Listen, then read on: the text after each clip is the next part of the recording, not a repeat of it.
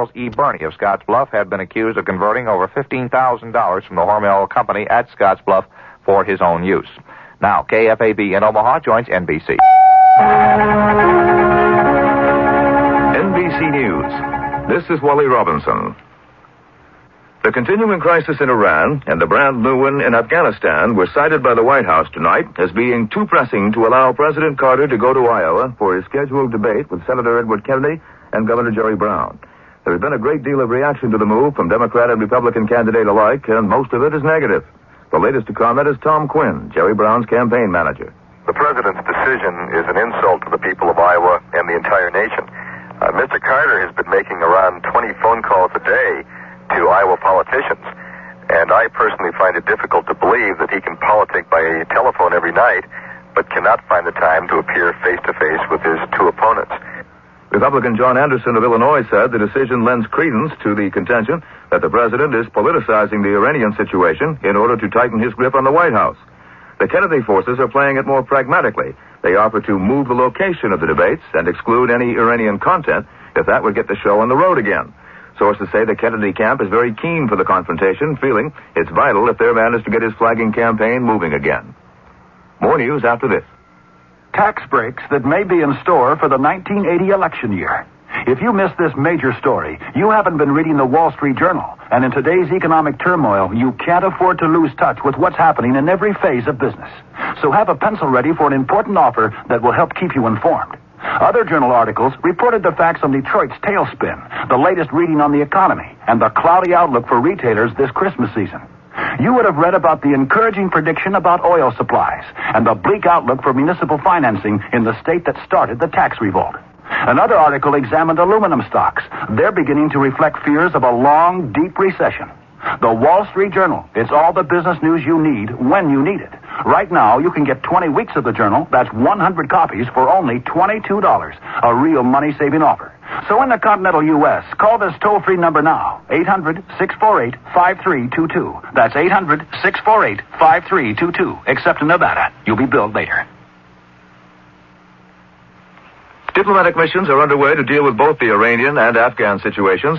Secretary of State Vance will lead the delegation at the UN tomorrow, though NBC News has learned that economic sanctions against Iran will not immediately be sought. Apparently, Secretary of State Waldheim has a chance to meet and negotiate directly with the Ayatollah Khomeini, and the U.S. will therefore hold off for 10 days.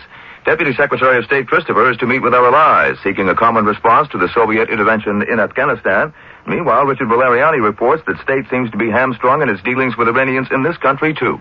On December 12th, the State Department ordered the Iranian embassy in Washington to cut its staff from 60 to 15 and to reduce the number of people working in 4 Iranian consulates around the country from about 160 people to a total of 20, 5 in each consulate.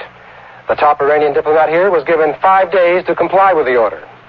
But 16 days later, the Iranians still have not given the State Department a final list of the 35 diplomats who will operate their embassy and consulates. They did submit one list, but then said they wanted to revise it, and a revised list has not yet been presented. Nor does the State Department know which Iranians, if any, have actually left the country. Officials here say they're still working on getting the problem resolved. Richard Valeriani, NBC News, at the State Department. This is NBC News. Kodak invites you to remember the special moments that make up the holiday season and to trust them to Kodak Film. A bike! Grandpa, you got me a bike. I got one too, a red one. Look, it's snowing! No, you shouldn't have. I know. Oh, this is so impressive. I know. How did you know? I knew. Happy New Year! Shouldn't you trust moments like these to Kodak Film? Happy New Year to all you football fans, and the NBC Radio Network is kicking off in great style. The 1980 Rose Bowl pitting the University of Southern California Trojans against the Buckeyes of Ohio State. I'm Bob Buck, NBC Sports, inviting one and all to join us as two of the nation's top-rated teams battle it out. The Rose Bowl, New Year's Day on many of these NBC stations. The holidays have always been attended by various discomforts, usually brought on by enjoying one's meals too much or enjoying one's eggnog too much. George Gobel once called it being overserved. Now you can add another malady, profiled by NBC's Rob Sharkey in Los Angeles. A problem for many over the holidays is insomnia. It occurs whenever regular daily patterns are disrupted, but what researchers are learning about it may put us to sleep. Insomnia is sexist. More women suffer than men. It's often caused by agrypniophobia, fear of not being able to sleep. Caffeine and nicotine are also causes. Both are stimulants. Alcohol can be, too, making your nightcap an eye-opener.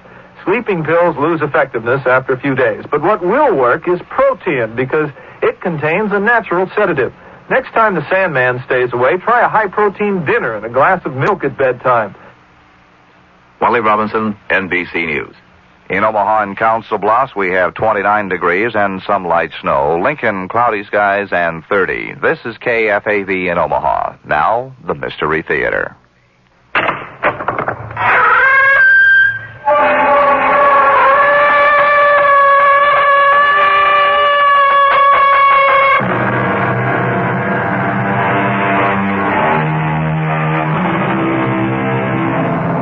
Come in. Welcome. I'm E.G. Marshall. By the time this settlement of immigrants established itself as the United States of America, it had already produced, alongside its statesmen and traders, various writers of distinction who would come to be respected and admired all over the civilized world. Once the new republic was formed and proclaimed, the land burgeoned with many more, of whom one was Washington Irving, born in New York City in 1783. The drama we're about to present for your enjoyment is a free adaptation of one of his stories. But Gottfried, you live like a solitary. You live like a monk. Not at all, Carl. Paris is full of women. Fastidious, flirtatious, fascinating. I love them all. Well, that's all very fine, but there should be one in particular. There is. I see her every night. Where is she? Why haven't I met her? Because, my dear friend, she lives in my dreams.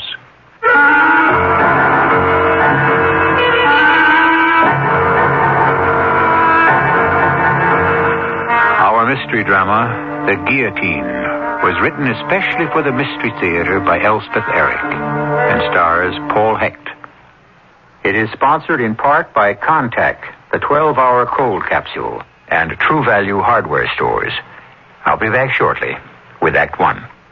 Kodak invites you to remember the special moments that make up the holiday season and to trust them to Kodak Film. A bike. Grandpa, you got me a bike. I got one, too, a red one. Look, it's snowing. No, you shouldn't have. I know. Oh, this is so impossible. I know. How did you know? I knew. Happy New Year! Shouldn't you trust moments like these to Kodak Film? How many cold tablets do you take a day? 2? More. 4? More. 6? Yep. A day? Uh-huh. And then more at night? Right. Why? Well, they're new. Take Contact. One capsule helps all your congestive symptoms up to 12 hours. All day? And all night while you sleep. That's the wonder of Contact. Hey, you're the guys on TV. Yeah, we're the guys on TV. Take your Contact. Take it fast. Give your code to Contact. Take only as directed. This is the season when Dean's Camera Centers are especially helpful to camera bugs. Dean's have a complete stock of Kodak film, black and white, color, and self-developing for beginning photographers as well as professionals. And the holidays are one time you won't want to get caught short. Remember, too, Dean's for Kodak film processing and Kodak prints. You'll want to get those slides you took during Christmas and New Year's developed quickly and professionally. And Kodak picks up and delivers to both Dean's Camera Centers every day. So have a happy holiday, and for film or processing, visit Dean's Downtown or Dean's Countryside Village Camera Center. If you think it takes you a long time to make yourself look good, just think. It took national parks thousands of years to become the natural beauties they are when you visit them today. But will they still be that beautiful when you leave? Everyone likes to have a good time, but litter is no fun for anyone. So remember, leave your footprints on the trails, but leave your candy wrappers, film boxes, lunch bags, and other trash in the trash cans the Park Service provides. This message from your National Park Service, U.S. Department of the Interior. On Council Bluffs at 29 degrees and light snow. Lincoln, 30 degrees and some cloudy skies. This is KFAB.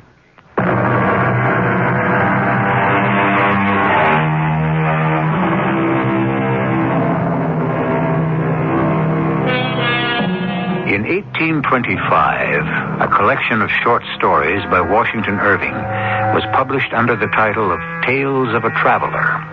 One section of the book is charmingly headed, Strange Stories by a Nervous Gentleman. And it is from this section that we have chosen the tale that follows, one we call The Guillotine.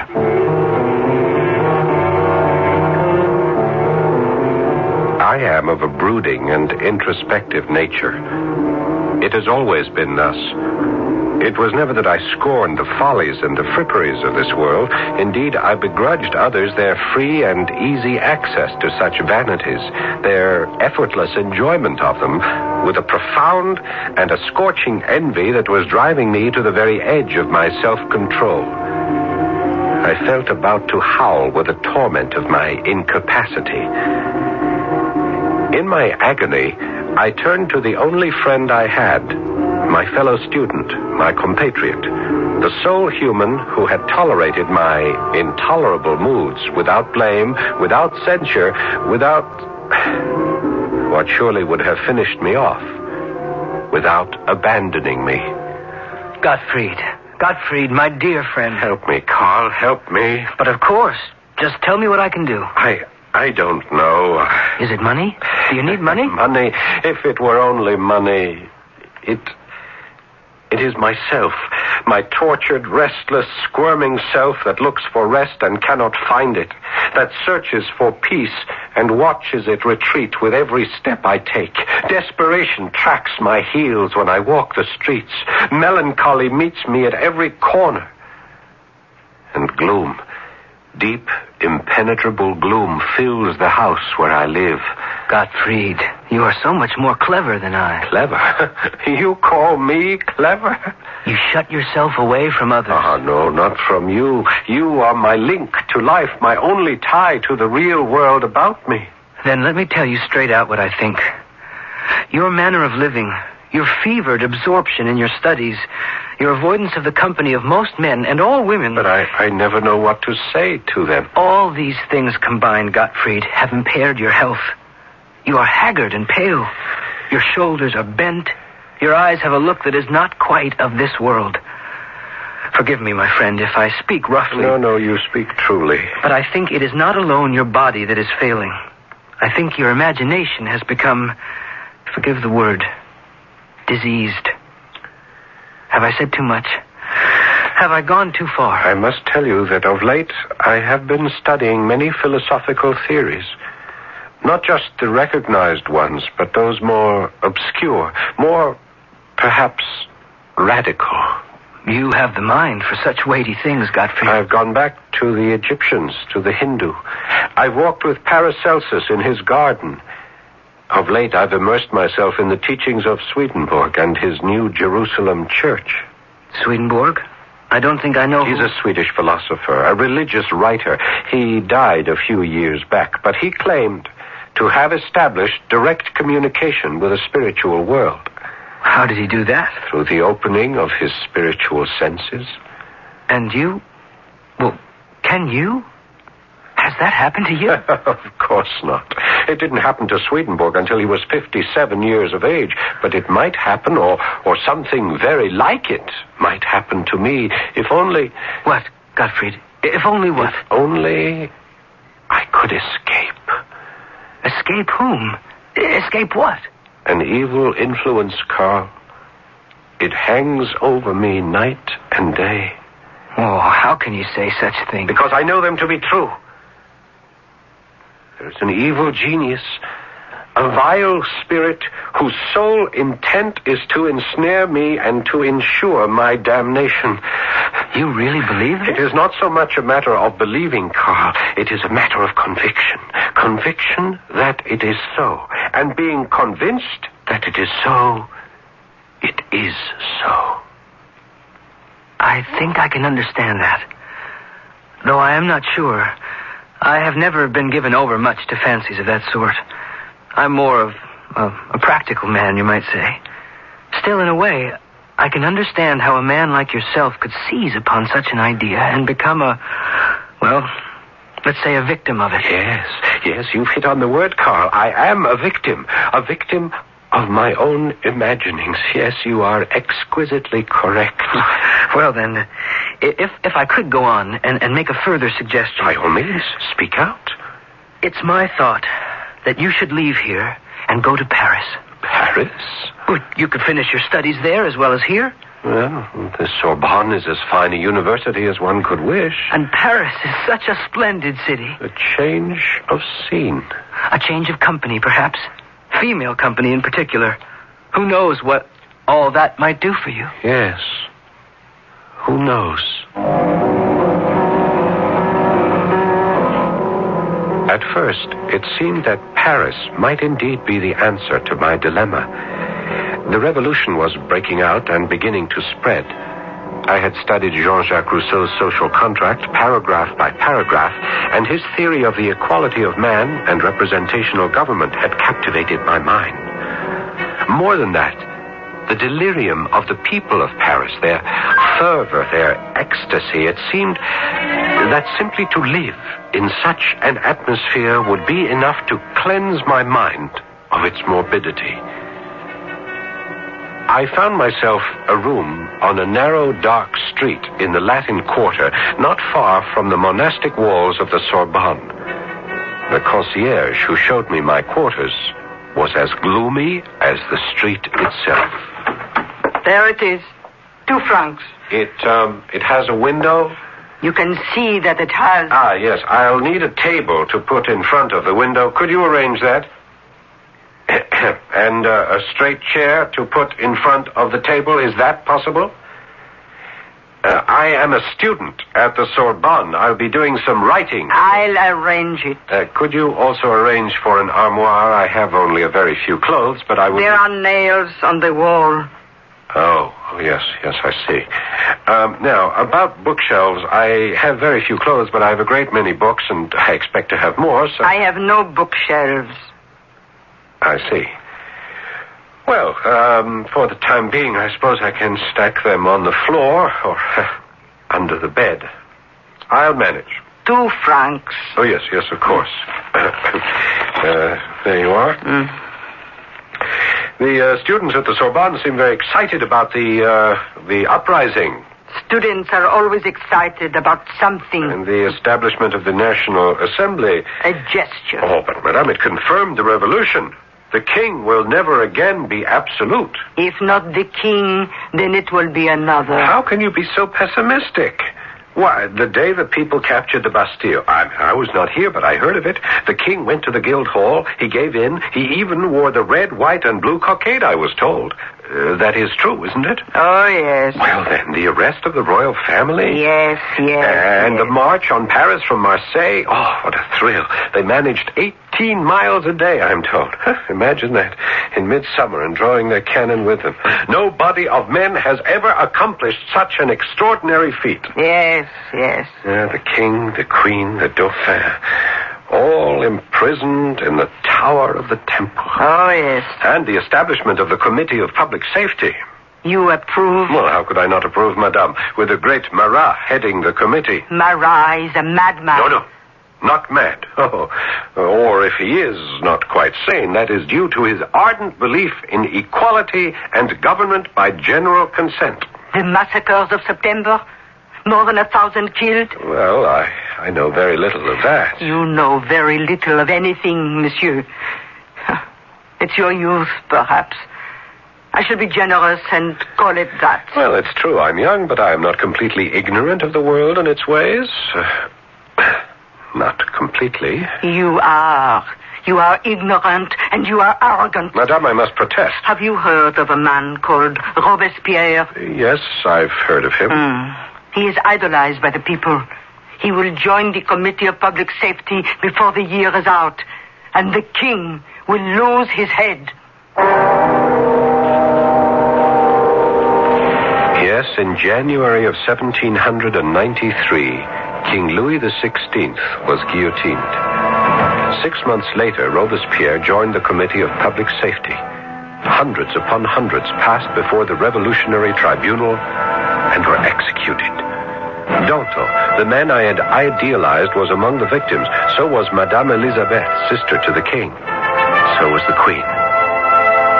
I sickened and turned away. The terror had begun, and I shrank from the sight of it.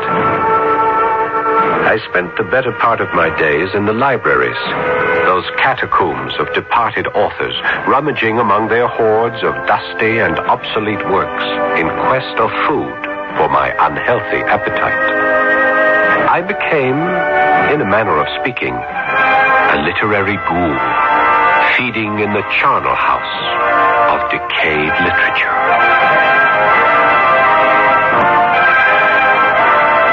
Washington Irving was born just as the seeds of the French Revolution were starting to germinate. By the time he was of school age, the revolution had been confirmed by the establishment of the National Assembly.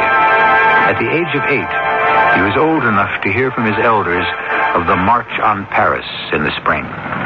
His 9th and 10th years must have been filled with rumors of the executions in Paris, years which came to be known as the Terror. I'll be back shortly to continue with Act 2. The next time you want to do it yourself, be professional. Use a quality, skilled power tool from True Value hardware stores. Hi, Pat Summerall to suggest you get the skilled 7 1/4-inch circular saw designed for standard home use. It has a burnout-protected motor, heavy gauge foot brackets to assure accurate cuts at all settings, and comes complete with a blade. Or get the skilled 3/8-inch cordless drill from True Value hardware stores. It features 2-speed controls so you can adjust the speed to suit the job and the material. And it operates forward and reverse to drive and remove screws. It includes a recharging unit to keep the drill ready for use, and because it's cordless, you can use it anywhere. See the wide selection of quality, skilled power tools at participating True Value hardware stores and home centers. And save gas. You won't have to drive far for your hardware and houseware needs. If you're looking for values, for service, and for selection, you'll find them nearby at any one of the more than 5,000 True Value hardware stores and home centers nationwide. It's time for Bryant, with comforting thoughts on cooling and heating your home or business. If you have a fireplace, be certain to keep the damper closed when not in use. You'll avoid drafts, but most important, you'll stop valuable heat from escaping up the flue. When you decide it's time to economize with more energy-efficient cooling and heating, call the man who has it, your independent hometown Bryant dealer. Bryant, a comforting thought. Looking for a computer? Start looking at American Computer in Omaha. American Computer has computers for farmers and ranchers and businessmen and for the home. If you're a doctor, American Computer has a complete medical package. Includes the computer, memories, terminals, printers, software programs, insurance forms, handling and maintenance, a first-line, state-of-the-art multi-terminal system at a lot less than you'd expect to pay. For the broadest selection of computers, peripheral devices, and software programs in the Midwest, see American Computer in Omaha, just 6 blocks south of I-80 at the 84th Street interchange. Out-of-towners call collect 592-3590. In Omaha and Council Bluffs, we have 29 degrees, a little snow. Lincoln, cloudy skies, and 30. This is KFAB, Omaha.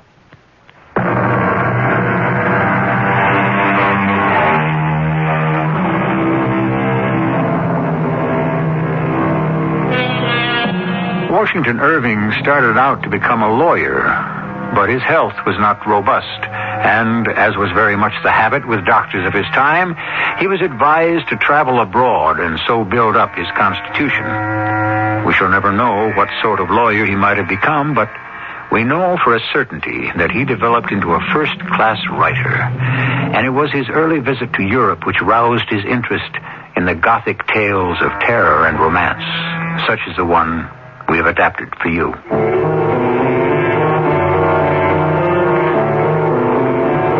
It would have been just as well had I never come to Paris. I was as lonely here as I had been at home, as incapable of establishing human contact as ever. I sank deeper and deeper into my studies of writers long deceased, and saw no one at all but the old crone who was concierge of the establishment where I had my cell-like chamber. Yes, who is it? Come in. Someone to see you. What? Me? Someone wishes to see me? So he says. Well, who is it? Didn't you ask him? He spoke as though he knew you from elsewhere, as though you were old friends. Carl? Did he say his name is Carl? I told you he didn't say. I didn't ask. Yes, of course, it's Carl. Who else could it be? What shall I say to him, your friend Carl? Well, ask him kindly to come up at once, if he will, or I'll come down. Anything at all. Tell him he's most welcome. Would you believe it? I was trembling all over. Clumsily, I tried to put the room into some kind of order. I kicked books under the bed. I scraped together papers and notebooks from my table and tried to stack them into a semblance of neatness. I patted the narrow little bed and drew the spread more evenly over its lumpy surface. I was scurrying about like the most frantic housewife when I heard Carl's voice from the doorway. It's only I, you know, Godfrey. Only you, Carl. Carl, come in, please. Sit down. Carl, I am so happy to see you. You don't know. You just don't know. I am happy that you are happy. To have someone to talk to, someone like you, someone who understands. I did not know till this very moment how much I have needed someone I could talk to open my heart to. Wait now. You mean there's been no one here in Paris? No one at all. I have spent my time at the Sorbonne, in the libraries, in the museums. But Gottfried, no one can live entirely within libraries and museums. Yes, I know. The moment I saw you standing there, I knew. It begins to look as though I gave you bad advice, counseling you to come to Paris. No. It was sound advice. At least it seemed to be at first. Paris seemed to be the tonic I was needing. At first, you say? Well, then what? Well, wait, I haven't offered you anything to drink. Must have a bottle of wine around here somewhere. Yes, here we are. Cheap sort, I'm afraid. Very ordinary Beaujolais. I'm sorry, I could go out. Godfrey, don't excite yourself. Think of whom you're speaking to. It's Carl, your friend. Think of all the evenings we shared a bottle of the cheapest wine and found it sufficient because of the pleasure of each other's company. Yes. Now, can't we open this bottle in the same spirit? Of course we can. Forgive me. My manners have grown coarse. It comes from being too much alone. There must be another glass somewhere around. I'm sure I had one. Oh, here we are. Now, Carl. Gottfried. To friendship. Our friendship. Yours and mine. You know, I am beginning to feel almost like a man again. Tell me what has brought you to this sorry state. The blood. I beg your pardon? You said the blood? You know how wildly enthusiastic I was with the political theories of the revolution and the philosophy behind them. They seemed to open a vista of progress for mankind. A wide and open road down which we could travel toward the perfect state. You were always one to look for perfection. And why not? Why not? Well, why were we put on earth if not to search for the perfect state? Are we supposed to wallow in the mediocre and pretend that it suffices? Roll about in filth and call it good? Is that our reason for being? Is that what we were created for in God's image? Dear friend, you must try not to excite yourself. Excite myself? It is enough to drive me mad. That the visions were all forsaken and the visionaries turned to killing. The dreams were trampled and the dreamers drowned themselves in blood. Carl, there are times when I think it has done just that. You mean? Listen to me, Carl. Let me tell you something. I must tell someone. There's only you. No one else. Of course, Gottfried. You can tell me anything. Carl, in the most ancient part of Paris, where the Hotel de Ville lies, you know the place? I have heard of it. On the Place de Grève, the open space in front of the Hotel de Ville. That is where they have erected the guillotine. I have heard, yes. This instrument of death stands ever ready. The scaffold runs all day with blood. All day, each day. Victims are dragged there and made to kneel. A heavy blade is released. It slides swiftly down vertical guides, and the head of the victim, oh Heavenly Father, it is too horrible, too terrible. I can't endure it.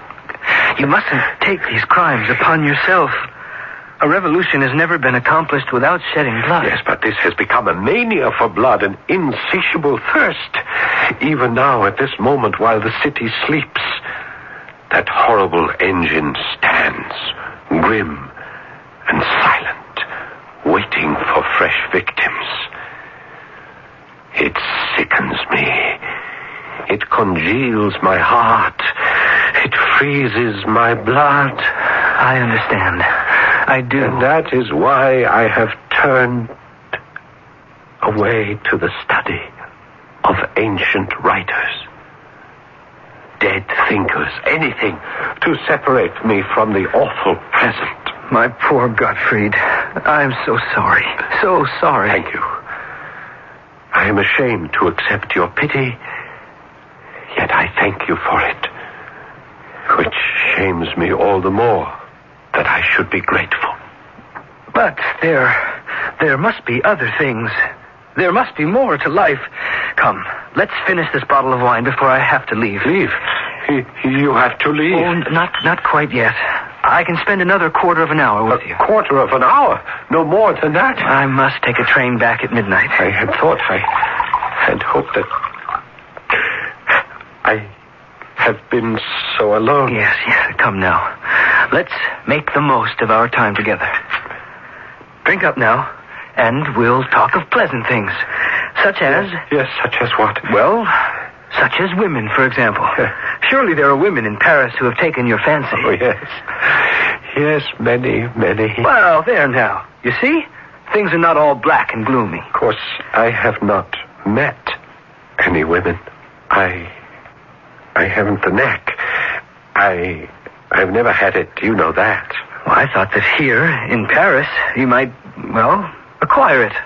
Learn the ways of the world. Oh, no, I'm too shy. I can't find the courage. But I think about them. Oh, do you now? Yes, I do. I think of them a great deal when I come back here to my lonely room, my cell. I think back in my mind to the delectable faces I have seen on the streets. You know what, Carl? No, what? In my reveries, in my dreams of them, they are even lovelier than they looked on the streets. What do you think of that? Do you mean to tell me that there isn't even one woman? One in particular? Just one? Oh, yes. Yes, there is one. One very particular one. Oh, that's better. Tell me about her. Tell you about her? How can I tell you about her? Well, start by telling me what she looks like. Yes. Well, her skin is very pale. Very, very pale. White. Like a white rose. Her eyes? Dark and burning hot like sultry suns. Better and better. Her hair? A shade of red, I think. Well, you think? Yes. Her hair is reddish. Some might call it somber. But against the pallor of her skin... And her name? Her name? What about her name? Well, aren't you going to tell me the name of your lovely? She has no name. Why should she have a name? Gottfried, are you drunk? I have never given her a name. Why should I? She is my dream. You only dream of this woman? She's not real? She doesn't exist? She is real to me. She exists in my dreams. She lives in my thoughts by day. She haunts my dreams by night. Don't you understand? I love her. Oh, my poor friend. I shall always love her to the end of my days. So, you see, I am not quite as lonely as you thought. Not at all. Not lonely at all, because she is with me at all times. I Yes, I see. I think I see. Dear friend, it is getting on for midnight, and I have a train to catch. Will you walk with me to the station? Of course I said I would, and I did. Though it was a stormy night, claps of thunder were rattling among the high houses of the narrow streets.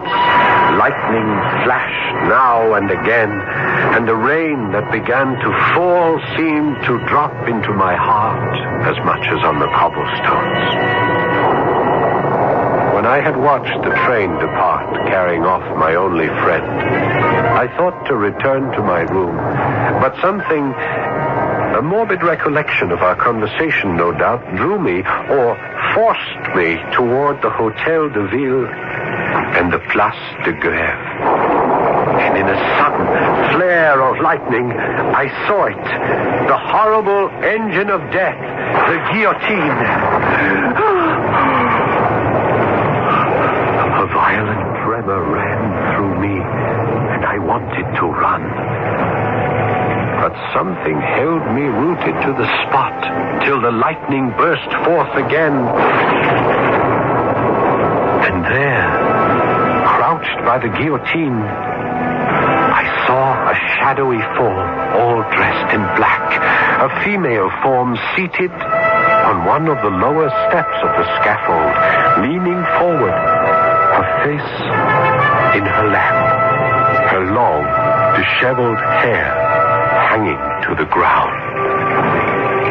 Her long, reddish hair.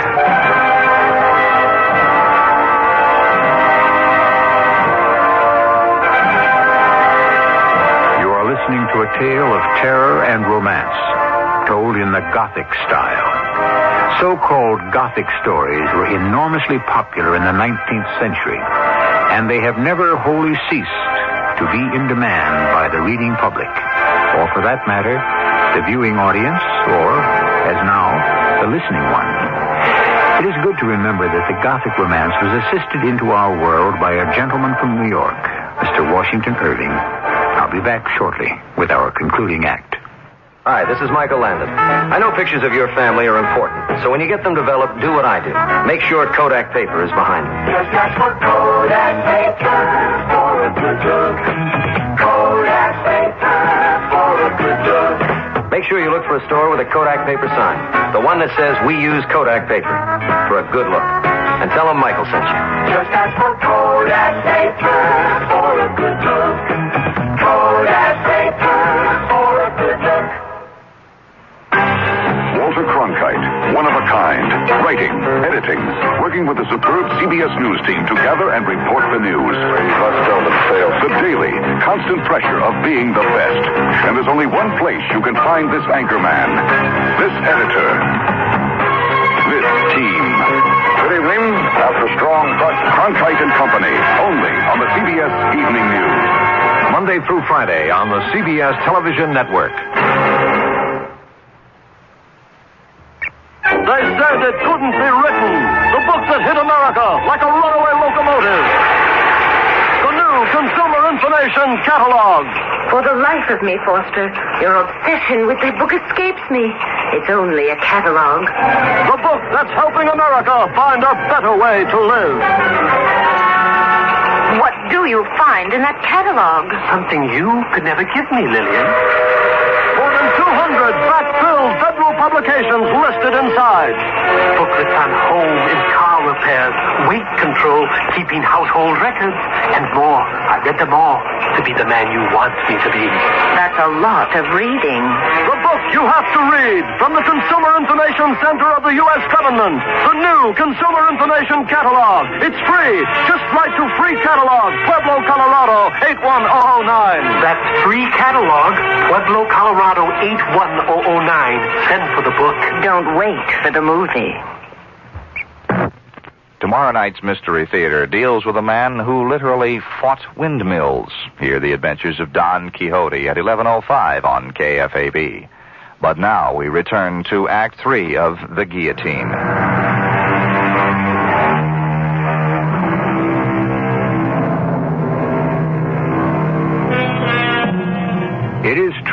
Washington Irving was born in New York, but for reasons of health, he traveled extensively abroad and actually had living quarters for a time in the Alhambra, that centuries-old palace that still stands on a hill in Granada, a relic of the time when the Moors ruled a large part of Spain.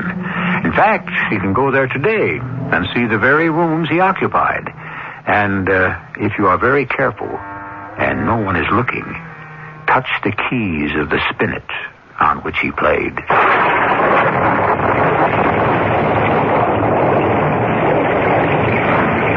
I stood in the teeming rain and gazed at the woman in black who sat on the steps of the scaffold. There was something awful in this solitary monument of woe. She looked to be a woman of some distinction. Who could it be but some poor mourner whom the dreadful axe had made desolate, who now sat here heartbroken on the strand of existence from which all that was dear to her had been launched into eternity. I could not leave the Place de Grève without speaking to her.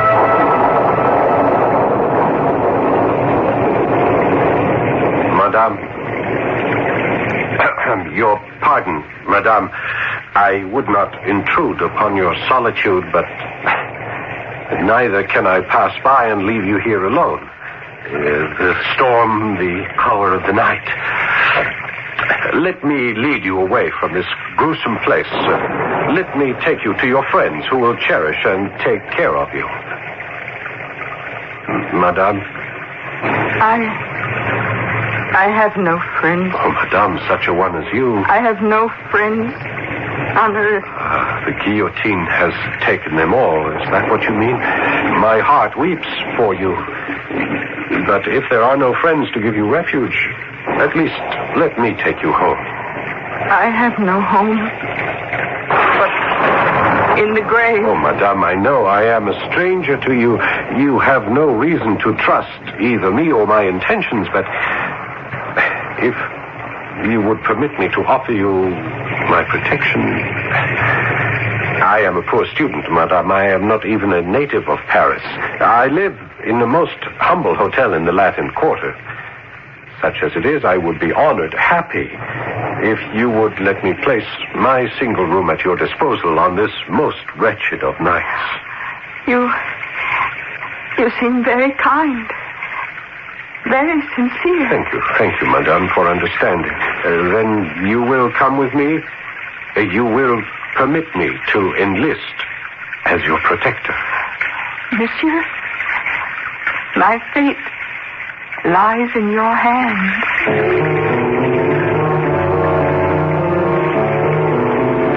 The storm had abated. All Paris was quiet. That great volcano of human passion slumbered for a while to gather fresh strength for the next day's eruption. I conducted my charge through the ancient streets of the Latin Quarter, by the dusky walls of the Sorbonne, to the dingy hotel where I lived. The hour was late, and I had to ring for the concierge. Coming. Oh, don't be afraid of her. She's cross, but really kind. Thank you, Madame. I am so sorry to trouble you. You have someone with you? Yes, a friend. Well, come in, you and your friend. Thank you, Madame. If you need anything, refreshment of any kind. Yes, thank you. My room is on the first floor. You'll find it rather shabby, I'm afraid. This hotel once belonged to a member of the nobility, but only the remains of its old glory are still evident, and you have to look very hard indeed to see them. Here we are. Here is the door, Madame. I'll fetch a light. You can make yourself comfortable. There's a bed over there if you care to lie down. You must be tired. Here we are. Here's our light. You are very kind to a poor stranger. Madame. What is it? You are so pale. Your hair, your eyes, your skin. They please you? Your black dress, your black cape, it's so simple. Oh, I am happy you like them. No jewels, no ornaments of any kind. Only a broad black band around your lovely neck with its diamond clasp. Oh, you are too perfect. You are too perfect by far, Madame. May I tell you something of what is in my heart? I have loved you for a very long time. What's that? A very long time? I have seen you every night for months, and many times during the day. Oh, well, have you been following me, young man? I have been dreaming of you. Asleep at night, in trance during the day. It has been your face, your form that filled my thoughts and fevered my imagination. Madame, I adore you. Oh, how strange it all is. Strange, but marvelous. That you should have thought of me all this time. Thought of you, dreamed of you. Or was it that you, young and ardent, have filled your head with thoughts of the other sex? It would only be natural. And your thoughts simply reappeared in your dreams. Madame, though I am of such a shy disposition, I have never had the courage to pursue my fancies into the world of reality. All this is known to a friend of mine. He was here today. A short visit to Paris. We talked here in this very room.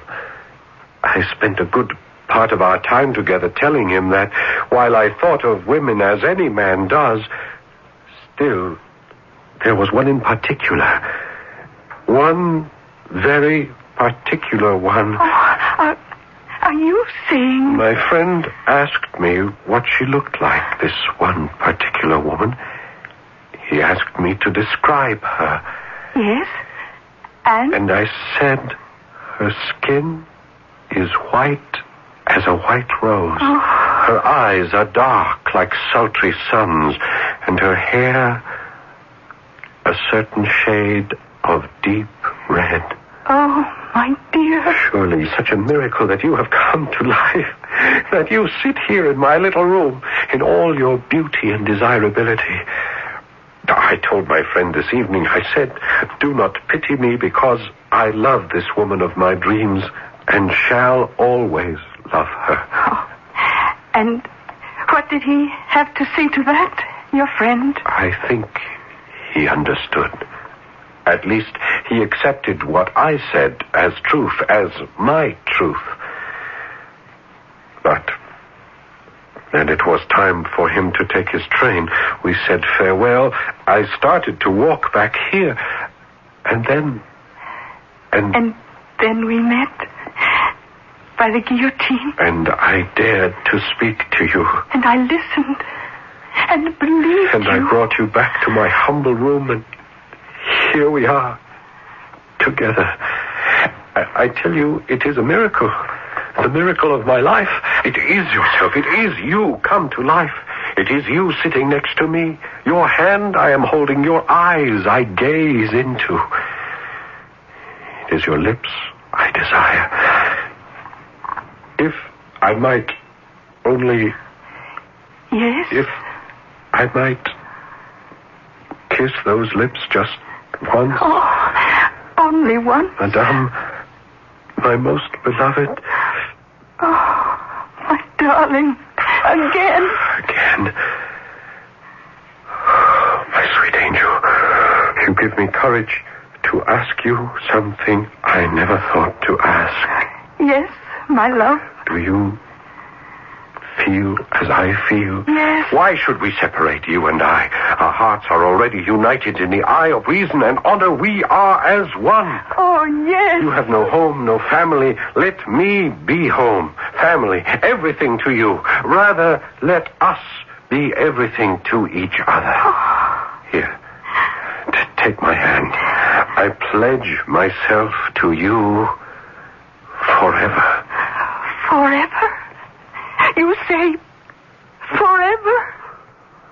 Forever. Oh,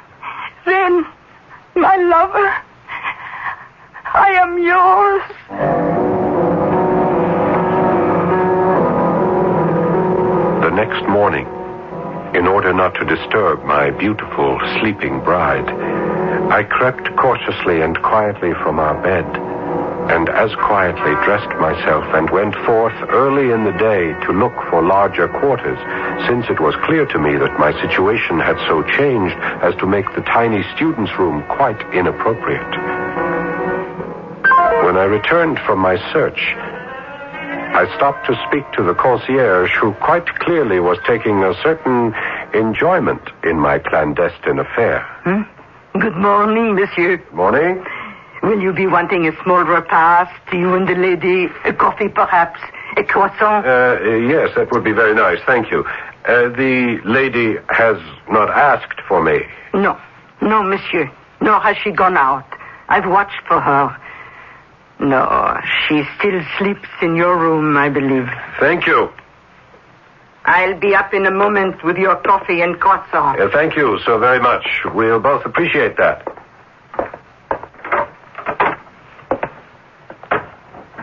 My darling, my love, it is I. I have been walking the streets looking for a better place for us to live. 2 rooms, at least, by the river, if possible. Do you hear me? Well, come along, my sweetheart. Wake up now. The concierge is bringing us our breakfast. Well, come along. You cannot be comfortable lying like that, your head hanging over our poor little bed, your arm thrown over it. Well, let me move your arm, at least. Oh, but how cold you are. How very cold. Your hand is like ice. Oh, my God. There's no pulse at all. And your face, pale, ghastly. Oh, no. Monsieur, I have brought breakfast for you and the lady. The lady? The lady is dead. Dead? In my house? Police! I'm fetching the police! Police! The gendarme arrived in short order. He found me kneeling by the side of the bed, gazing in horror and dreadful fascination at the lifeless face of the woman I had loved for so long. The woman who had finally given herself to me in a pledge of a lifetime of love. As the officer of the police entered the room, I looked up at him and saw him start back suddenly, a look of total amazement on his face. Great merciful heaven. How does this woman come to be here? Do you know her, monsieur? Let me come closer. Do you know who she is? I know who she is. I was there in the Place de Grève when they chopped off her head. They guillotined her yesterday.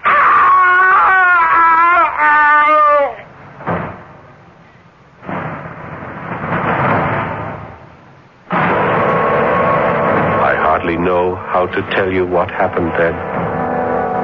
The policeman leaned over and unfastened the black collar with the diamond clasp that encircled the neck of my beloved.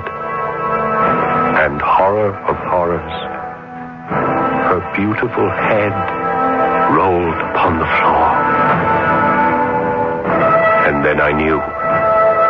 My most awful fear had been true all along. The fiend had gained possession of me. And I was lost forever. Forever lost.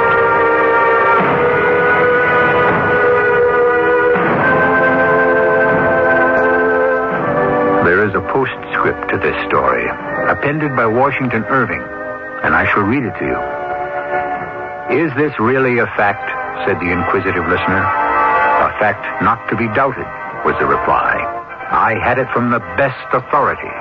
The student told it to me himself. I saw him in a madhouse at Paris.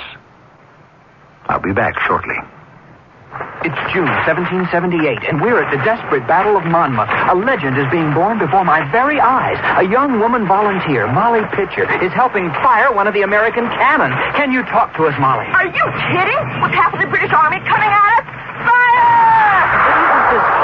hard work for a woman. Hot and hard? Try cooking in a colonial kitchen sometime. Man or woman, we've all got to help our country.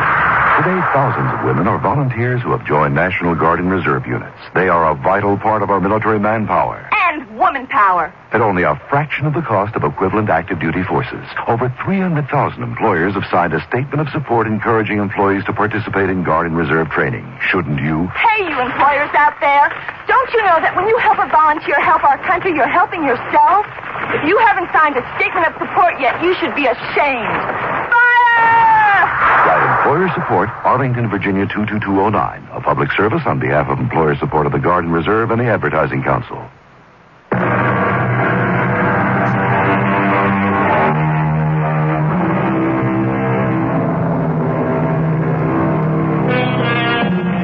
The horror story is international. Starting with the Castle of Otranto by the Englishman Horace Walpole, it was followed and improved upon by Honoré Balzac in France. And in America, it was carried on by Washington Irving and brought to a peak by the genius of Edgar Allan Poe. Oh, yes, the horror story is here to stay. Our cast included Paul Hecht, Don Scardino, and Bryna Rayburn. The entire production was under the direction of Hyman Brown.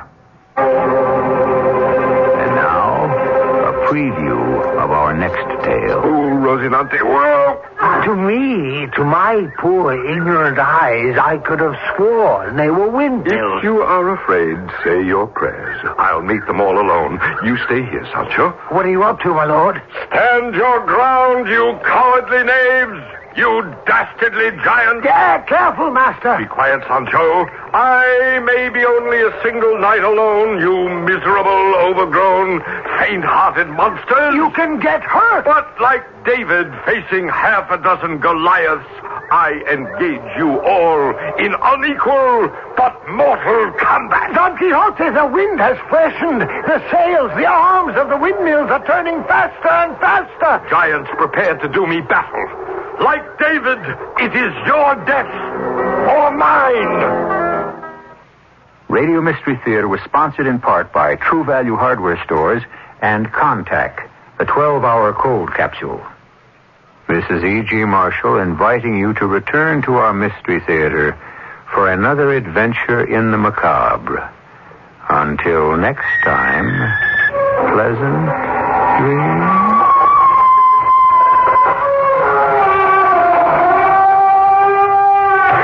This is KFAB in Omaha. You've been listening to the OTR Gold Network. Find more classic radio at otrgold.com.